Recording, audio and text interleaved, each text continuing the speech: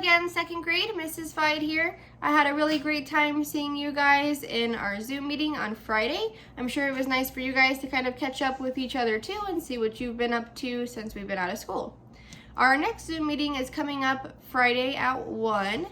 We're going to play a game of Act It Out, so you need to choose a word with the letter combination OR, the sound OR in it, and act it out silently in front of the camera, and your classmates get to guess what word you chose. Also, if you have any show and tell, any pictures that you made, or any stories that you wrote this week, you can share all of that on Friday in our Zoom meeting as well. You may have noticed that this week's lessons are, there's some mistakes in this week's lessons, so I want you guys just to work through them the best that you can. Unfortunately, we cannot go back now that we've already released those and make any changes. So if a link doesn't open up, or if you're not allowed to answer a question, just go ahead and work through the parts that you can work through and just skip anything that's not working. We're not going to grade you badly for any of those that aren't working because we know that it's an issue for everybody. All right, I thought we could continue through our I Survived series. Last week we read chapters 1 and 2. We met the main character, George. There he is. He was a rowdy little boy stuck on the Titanic with his Aunt Daisy and his little sister, Phoebe. We've learned a little bit about how the story is going to end because we kind of saw a glimpse of that in the first chapter when he was describing being on the deck while the Titanic was sinking. Then we went back to the beginning of the book in chapter 2 when he first started on the Titanic. So let's continue with chapter 3. Chapter 3. George didn't mean to get in trouble. It's just that he got these great ideas. Like on their first day at sea, when he had climbed up the huge ladder into the crow's nest. "Aunt Daisy," he yelled, waving his arms. She looked up, and she'd almost fainted. And yesterday, George had explored the entire ship. Aunt Daisy kept warning him that he'd get lost. She said that the ship was like a maze, but George could always find his way, even in the huge forest that stretched out behind their farm.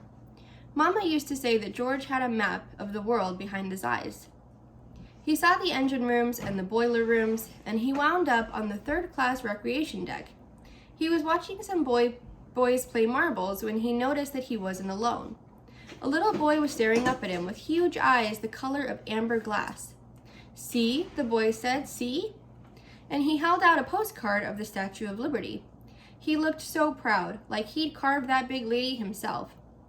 George felt like he had to show something in return, so he took out his good luck charm, the Bowie knife Papa had bought him for his 9th birthday.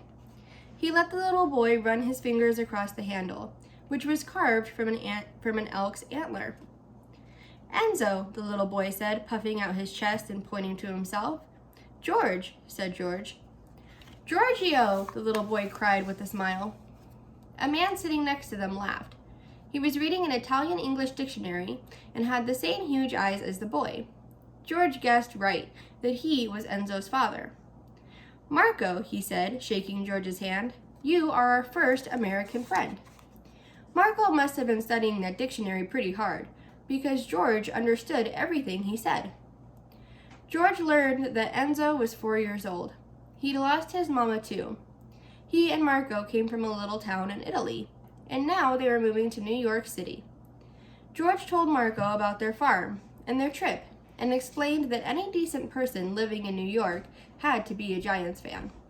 For some reason, Marco thought this was funny. When it was time for George to leave, Enzo got upset, very upset.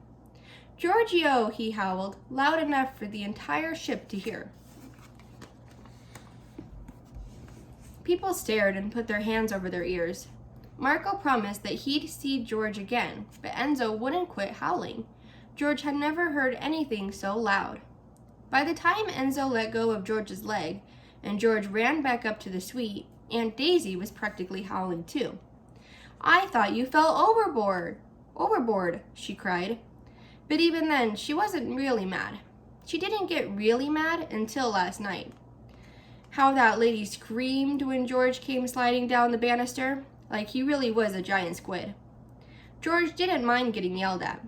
He was used to it. Not a day at school went by without Mr. Landers shouting, "George, settle down!" And Papa, well, he always seemed to be mad at George. But not Aunt Daisy. And being on this trip was supposed to make her happy. Happy for the first time since her husband died last year. It had been Uncle Cliff's dream to be taken on the maiden voyage of the Titanic. He'd struck it rich selling automobiles and had plenty of money to pay for one of the biggest suites on the ship. When Uncle Cliff had his accident, George was sure Aunt Daisy would cancel the trip. Instead, she'd invited George and Phoebe to go with her. And to George's shock, Papa said they could go. "Your aunt's going on this trip to find a little peace," he said to George. "I expect you to be a perfect gentleman." And if he wasn't, George knew he'd be shipped off to that army school for sure.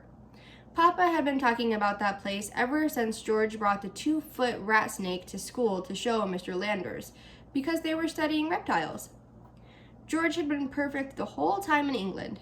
He'd let Aunt Daisy drag him to a fancy clothes store for a new pair of boots.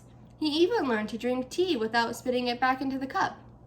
But, well, the Titanic, the ship gave him so many great ideas. But now he'd really be perfect. No more ideas for the rest of the voyage. Chapter 4. Phoebe wasn't taking any chances with George. "I'm not letting you out of my sight," she announced after they'd finished breakfast. "I'm your guardian angel." "I didn't know angels wore spectacles," he said, tugging on one of Phoebe's curls. "The smart ones do," Phoebe said, grabbing George's arm. She offered him a lemon drop from the little silver tin she'd been carrying around since London. George made a face. He hated those old lady candies. George wanted to go find Marco and Enzo and hear more about Italy. He wanted to ride the elevators up and down. Hardly any other ship in the world had elevators. Better yet, he wanted to find Mr. Andrews, the ship's designer. But when Mr. Andrews had stopped by their table at dinner the first night, George thought he was just another boring millionaire coming over to kiss Aunt Daisy's hand. But Mr. Andrews was different. "You built the Titanic?" said George. Mr. Andrews smiled. "Not by myself. It took thousands of men to build her. But I did design her, that's true."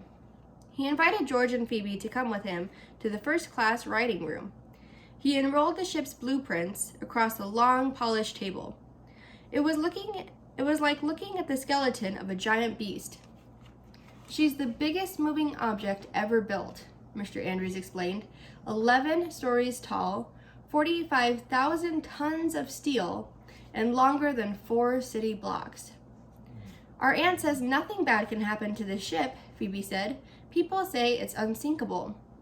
"No ship is safer," Mr. Andrews said. "That is certainly true."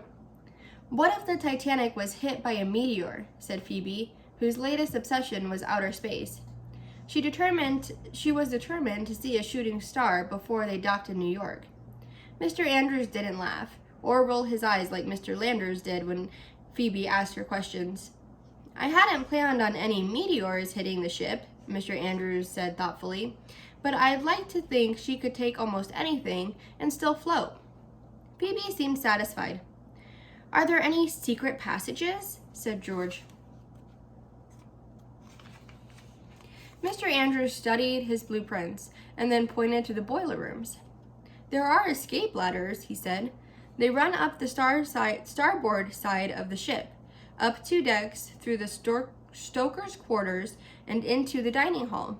I hear the crews like using them instead of the stairs." George could have stayed there all night. So there's George and Mr. Andrews and the blueprint of the ship. He asked a million questions, and Mr. Andrews answered every single one. "I was like you when I was a boy," Mr. Andrews said just before Aunt Daisy came to haul George off to bed. "One day I predict you'll build a ship of your own." George knew that would never happen. He could barely get through a day of school. But he liked that Mr. Andrews had said it, and he sure wanted to find those secret ladders. But Phoebe had different ideas. First, she dragged George to the first class library so she could check out a book on Halley's Comet. Then she took him on a walk on the boat deck. He felt like a dog. Strange, Phoebe said, looking at the lifeboats that hung just off the deck. There are only 16 boats. That's not nearly enough for everyone. The ship's unsinkable, George said, so do we really need lifeboats at all? Phoebe stared at the boats and shrugged.